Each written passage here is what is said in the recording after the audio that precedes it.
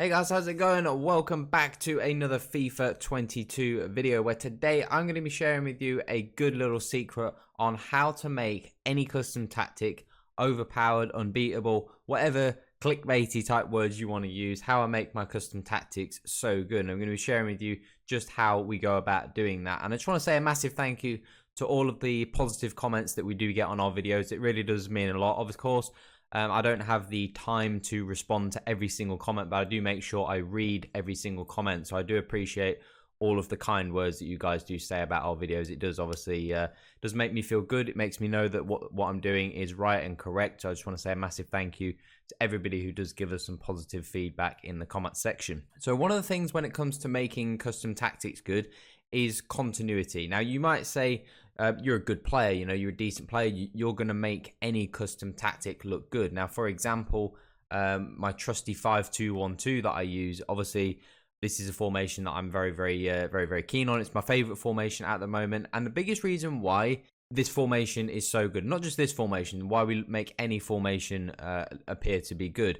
And you, as I said, you might say, as I said previously, you might think that because you are a good player, you're going to make every formation seem good. You're going to make every formation look good. But the reason why we make our formations look good is because, number one, we do a lot of testing of our formations to make sure they're good, making sure you try out lots of different tactics, lots of different instructions. But one of the things that's really key is you've got to make sure that when you are building a set of tactics, if you're building one yourself, if you're using your own instructions or whatever it may be, you've got to make sure that you pick something and stick to it. One thing that I see a lot of people do, and I think is quite common, is a lot of people will chop and change between custom tactics. Like they'll pick something and it will work for a little bit and then it will stop working. They might, lose a few games and then go on to another video and then try out another set of tactics. And it's just kind of this endless cycle of just try one set of tactics and move on. Now, one of the reasons why this 5-2-1-2 is so good, now I play this formation all the time. It's the one I immediately switch to in game. And the reason why I love this formation is because I know it inside and out. I've played probably, I don't know, 300-400 games with this formation. And as you've seen, that the players in that formation have changed. Now we've got obviously Delaney, we've got Kante, we've got Cantona, I got packed Messi the other day untradeable. We've got like Alessandrini, we've got Patrick Vieira. Like we've changed the team a lot. I packed Van der Sar this morning from a rare Electrum pack as well from doing the League SBCs. But we've massively changed our team, but we're still using the same formation and it's still effective. So it's not necessarily about the players that you're using, and that's one of the things to note, because our team has changed a lot. If you look from where it was sort of a couple of weeks ago, it's the fact that I know this formation so well, I know how to play it, and that's because I haven't been chopping and changing. And that's one of the keys to making any formation seem good, is not that it's you using some sort of voodoo tactics to make it good. It's just the more you play with a formation, the more you get to know it. And it's important to stick to a formation because, for example, I know exactly where certain players will be at certain times. For example, I have Messi on free roam. Now, before it was Cantona, now it's Messi, but the positions are still the same. He gets into the same positions. So you know that when you get, for example, you get on the wing, I now know every time where that cam is going to be, because the game is obviously coded to be a certain way. You know roughly where each player is going to be all the time. So when you know more in depth about where the players are going to stand, where the players are going to run to, and that's another key point, knowing when your players run at certain times. For example, I get up the wing with, let's say, Florenzi on that right hand side. I know where Vieira is going to be, I know where Messi is going to be, and I know when Zaha is going to make that run forward. So all of these things can make a formation seem better than it might be. A lot of people might look at the 5-2-1-2 and go, that's a terrible formation.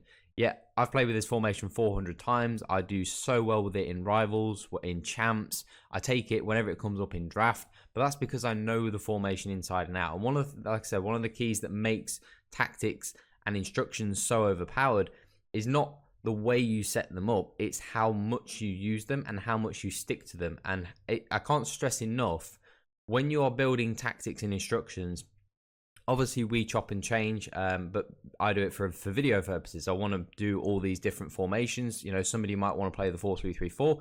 I want to give them the best tactics for that particular formation. Someone else might want to play the 4-3-1-2. So I want or the 4-1-3-2 or the the 4-3-1-2, sorry, the 4-1-2-1-2 wide. People want to see these formations, so I obviously have to chop and change the way I play to suit these videos and try and get the best out of them. But in general, when I'm playing privately for rivals, for champs, for qualifying, whatever it may be, I would always recommend sticking with a formation or a set of a couple of formations that you're really comfortable with, that you've played a lot of games with, and that you know very, very well. Do not change, do not chop and change. Make sure you just pick a formation, stick to it, play with it, get to know it. If you play, let's say, 100 games with it and you really don't like it, it really maybe doesn't suit the players you've got, then fair enough, change. If you really, really aren't liking it. But if maybe you just lose 1 or 2 games, and I've seen people, I've had comments on my videos, whether it be this year, in previous years. Somebody came and says, I played 3 games of your formation and I lost, or three games of your tactics and instructions and I lost every single game. And then I've had another person say, I've played 50 games with this formation and, I lost a couple of games, but in general, it's brilliant and I love it. And that's the difference, because somebody was willing to give it 50 games to try and see if it was good and see if it suited them. Somebody tried for 3 games. So my recommendation is to pick any set of tactics, instructions, whatever it may be that you want. Make sure you stick with it. Make sure obviously the players work for you, but make sure you stick to that formation and don't chop and change. And then when it comes to tactics and instructions, you do have to, change around and find what works. And this is, for example, what I've settled on, as you guys know, on the 5-2-1-2. And at the moment, this is working, and it works, and you've got to play to that style. We've obviously picked slow build up as a possession, so I'm not spamming through balls forwards, because that's not what my team's set up to do. My team is set up to control a game and have lots of possession, and that's how we're set up to play. So that's how you have to play. You don't force the ball and play it in a different way. So they are my biggest tips when it comes to making any set of custom tactics and instructions the best that they can possibly be. So if you guys did find this useful, do drop a thumbs up and subscribe as well if you are new to the channel. As I said before, massive thank you to everybody who does leave a positive comment or just positive vibes on the videos.